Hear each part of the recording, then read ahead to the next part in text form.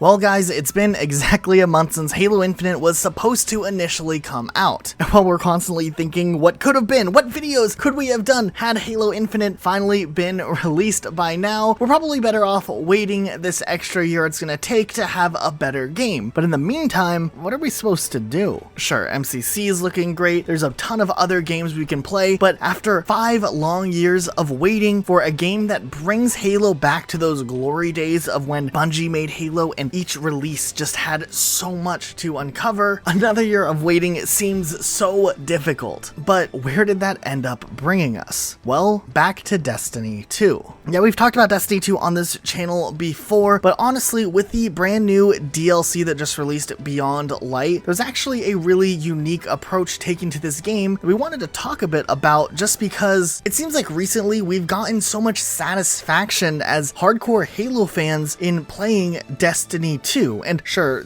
Halo and Destiny were both made by Bungie, but there's so many design philosophies that you'll notice across all of the games that Bungie has ever worked on that always feel consistent. And even though Destiny 2 is a completely different type of game, we actually ended up being really surprised when Bungie, the legends of all gaming development studios, decided to throw us, Rocket Sloth, a bone and ask to sponsor one of our videos and to talk about something that we're already playing and we're already experiencing and have been talking about for quite some time now. Destiny 2 actually just did a pretty big update that brings everything to the next generation, making performance so much better. And now through December 14th, the standard edition of Beyond Light will be 25% off on all platforms. And also the previous DLCs, Forsaken and Shadowkeep, will be 67% off during that time, and the deluxe edition of Beyond Light will be 15% off. Make sure you check out the link in the top of the description. But we'll talk a little bit more about what's all in this new update a little later on in the video.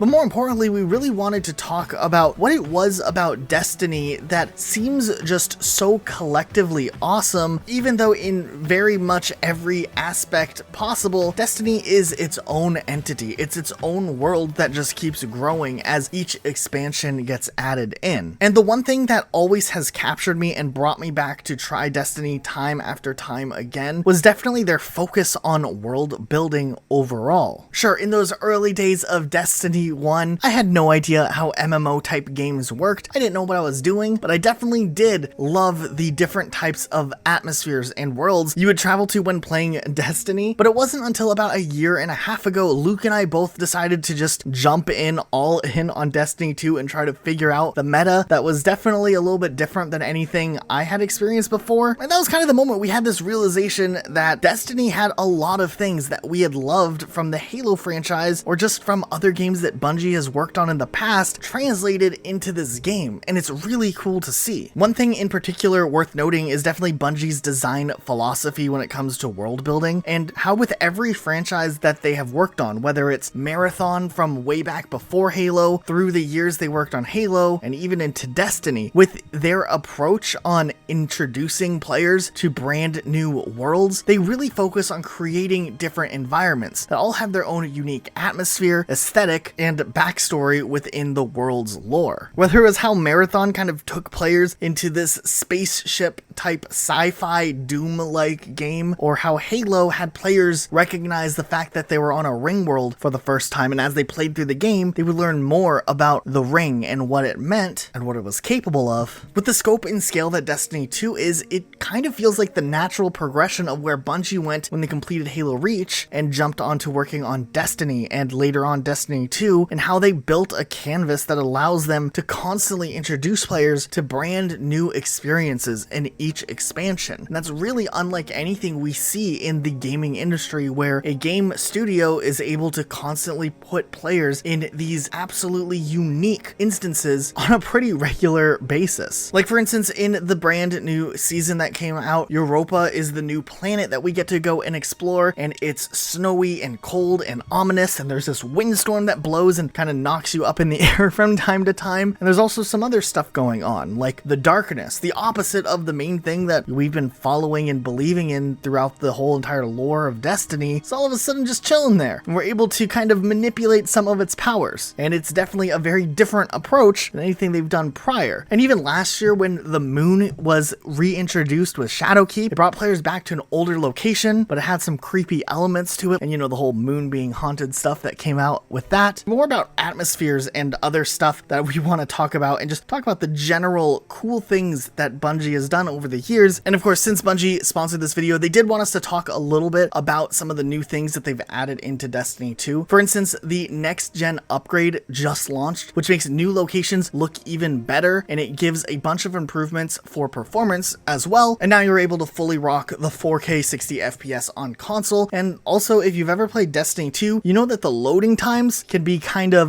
very tedious. Mostly if you're an Xbox player. I know from my friends on PC, they don't know what I'm talking about, but when I was on that OG 2013 Xbox One grind, those loading times just even to open up my inventory were very long just because of the older hardware of the Xbox. Seriously, the Series X feels like night and day with this new upgrade. I can just open up my screen and boom, everything's there, and it's amazing. I mean, we even vividly remember when Forsaken came out, getting flashbanged by that Forsaken screen in the middle of the night where you have to watch the bright screen for a long time while your Xbox tries to catch up to whatever it's doing. But finally, that type of stuff is no more. With the next gen, you have faster boot up times, faster menu and inventory loading, and the UI in general just feels so much faster to use now. There's also more options like customizable FOV, which is something you don't see too often in console games, especially these types of enhanced experiences. So it's really cool that we have this option now. And if you're like us and you have a friend called Dim who's still rocking that 2013 Xbox One, you can still play with them on the next generation consoles through cross-gen play, which is really cool. We even get to load in and watch how long it takes Dim to load in with us. And then with the next gen upgrade, players will be able to transfer their previously acquired content and progress from any platform to the next generation of consoles for free. And if you've never played Destiny 2, right now is definitely the best time to get into the game. And if you haven't played in a while, it might be worth coming back and checking out Beyond Light. At least look at Europa and the snow and see how it can blow your Sparrow around when you're just trying to boost through the terrain. And then starting today, the standard edition of Beyond Light will be 25% off on all platforms. And also the previous DLCs Forsaken and Shadowkeep will be 67% off during that time, and the deluxe edition of Beyond Light will be 15% off. Okay, so going back to Destiny and the universe and the atmosphere that's been created over the years, we appreciate that because Destiny 2 is on this release cycle where they're constantly adding new content to the game and phasing out the old content, the game feels more fresh than another game franchise that maybe goes stale while the next game is in development. We even know that from the challenges that we've done in Halo in the past, that Bungie has a pretty decent track record of creating a sandbox and an arsenal of enemies to make things more challenging. And one thing we really loved about the older Halo games were those Vidmaster challenges where you had to team up with your friends, you had to communicate and coordinate to complete a challenge. And we kind of feel like the raids in Destiny 2 seem to take a lot of those concepts of working together in some sort of ultimate challenge and kind of push players to the next level and force them to work together or to even yell at each other, whatever it takes to complete a raid. And with the new raids that have been coming out from Destiny 2 in the recent years, it's been getting really interesting. Last Wish was easily one of the hardest raids that I've ever experienced. It took us like 8 hours beginning to end. We did it in one sitting. We had one kid who was screaming into the mic the entire time. We've also had an experience when we were doing a raid and one of our teammates just handed his controller off to his little cousin and didn't tell anyone, didn't even put his little cousin on the mic, and we were just failing at the raid over and over and over again because we didn't have that core communication with our sixth player like we needed. So there's definitely this synergy that has to be present between your team. And while these challenges can be incredibly hard, they're so satisfying when you get past an encounter or you get further along in the raid. And then when you finally beat a raid, it's just such a cool thing. Garden of Salvation, which released last year in Shadowkeep, was one of the most beautiful looking raids I've ever seen, or just one of the most beautiful set pieces in a game. The environment and aesthetic seemed to be equally of importance when they were developing this raid as the actual raid itself, and it just worked so well together. And then there's this new raid that has players in a setting unlike anything we've ever seen out of Destiny 2, where all of a sudden we're in this cool space station like setting and just a bunch of stuff goes down there. It's just a really interesting thing to us that that over all of the years, the things that we've loved the most about Halo from Bungie are things that continue to live on and are ideologies that are integral to game design at Bungie that continuously get implemented into every expansion or every type of add-on that comes out of Destiny 2. And that's something that we find a lot of satisfaction in, especially in times like this where the Halo franchise, the core series that we talk about on this channel, is still kind of a way off from getting its next release. And there's just so much beauty in the design and the world's atmospheres that we just absolutely think Bungie has continuously hit the nail directly on the head in building each and every atmosphere. Okay, so we want to turn this around to you guys. Atmospherically speaking, when it comes to Bungie, what map or world or campaign level is your favorite? Whether it's a Halo map from Halo 2 or 3, or something maybe in the newer games like Destiny 1 or 2, what setting just kind of had you stop for a second and look around and take in your surroundings? Let us know in the comments down below. We are curious to see what you guys think. Anyways, thanks guys so much for watching. Make sure you guys are subscribed with notifications on for more videos like this. Follow us on Twitter at Rocket Elijah for me, or at Rocket Sloth Luke if you want to follow Luke. Otherwise, that's it for today. We'll see you all next time with a brand new video.